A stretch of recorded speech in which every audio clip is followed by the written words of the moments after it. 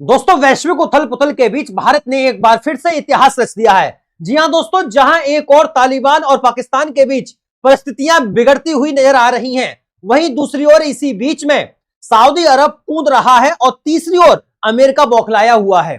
तो इसी बीच भारत में सोने के भंडार ने इतिहास के सभी रिकॉर्ड को तोड़ दिया है और $100 बिलियन को पहली बार क्रॉस कर गया है।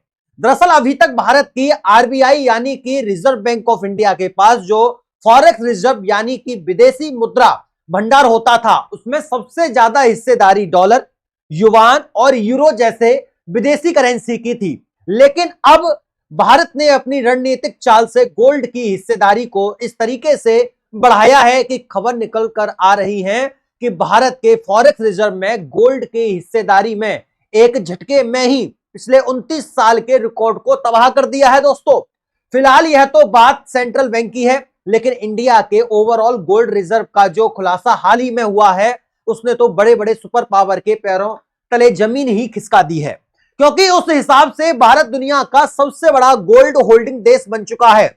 इसके अलावा आईएमएफ ने भारत की इकोनॉमी से जुड़ा वह कौन सा खुलासा कर दिया है जिससे वैश्विक उथल पुथल के बीच भारत का नाम गूंजने लगा है, यह भी समझते हैं। दोस्तों, भारत के गोल्ड रिजर्व ने पहली बार इतिहास का रिकॉर्ड तोड़ दिया है।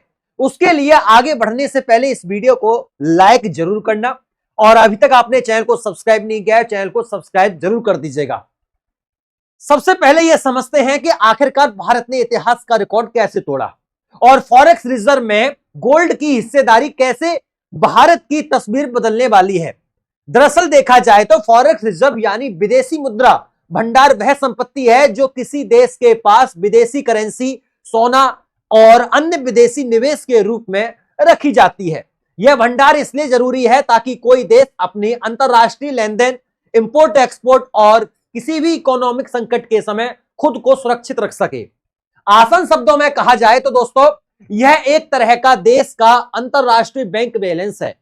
भारत की बात करें तो रिजर्व बैंक ऑफ इंडिया यानी आरबीआई के पास पहले ज्यादातर हिस्सेदारी अमेरिका डॉलर, यूरो और अन्य विदेशी करेंसी में थी, लेकिन हाल ही में भारत ने गोल्ड की हिस्सेदारी बढ़ाकर यह साबित कर दिया है कि इकोनॉमिक सिक्योरिटी सिर्फ डॉलर में नहीं बल्कि सोने में भी हो सकती है।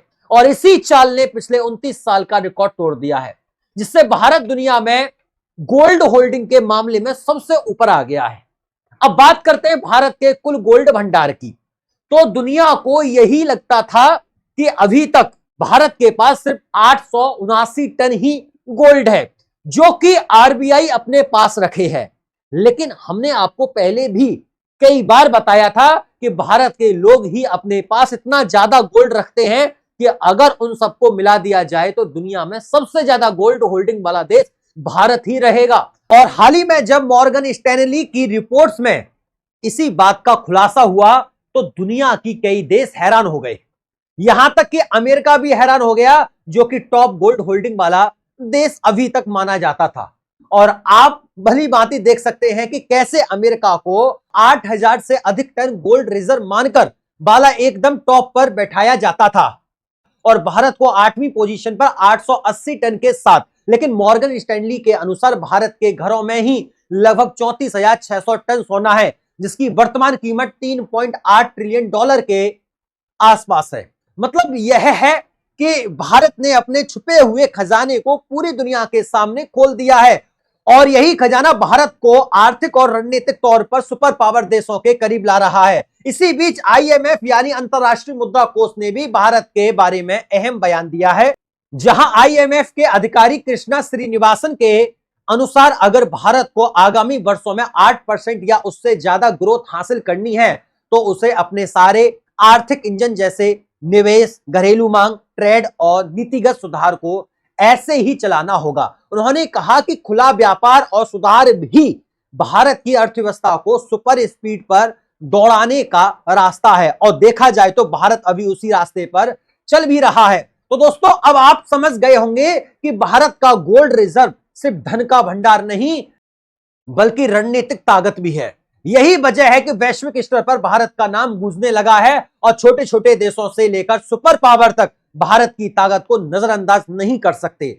अब बात करते हैं भारत के फॉरेक्स रिजर्व और गोल्ड रिजर्व की तुलना की तो देखिए भारत के कुल फॉरेक्स रिजर्व अब लगभग 698 अरब डॉलर तक पहुंच गए हैं। इसमें सोने का हिस्सा पहले काफी कम था, लेकिन अब गोल्ड का हिस्सेदारी बढ़कर 100 बिलियन डॉलर से अधिक हो चुका है, जिसने 29 साल के रिकॉर्ड को तोड़ दिया है। आसान भाषा में कहें तो भारत ने अपने विदेशी मुद्रा भंडार में सुरक्षा और स्थिरता के लिए सोने को केंद्र में रखा है। इसका मतलब सिर्फ इतना नहीं है कि भारत के पास ज्यादा सोना है, इसका असर वैश्विक आर्थिक स्थिति पर भी पड़ता है। जैसे जैसे भारत का गोल्ड रिजर्व बढ़ता है, दुनिया में भारत की आर्थिक ताकत और भरोसेमंदी भी बढ़ती है। यही वजह है कि अमेरिका और यूरोप जैसे देशों की नजर अब भारत पर है, क्योंकि भारत ने सुपर पावर देशों के नक्शों में अपनी जगह मजबूत कर ली है। अब आते हैं भारत के छुपे हुए खजाने की तरफ।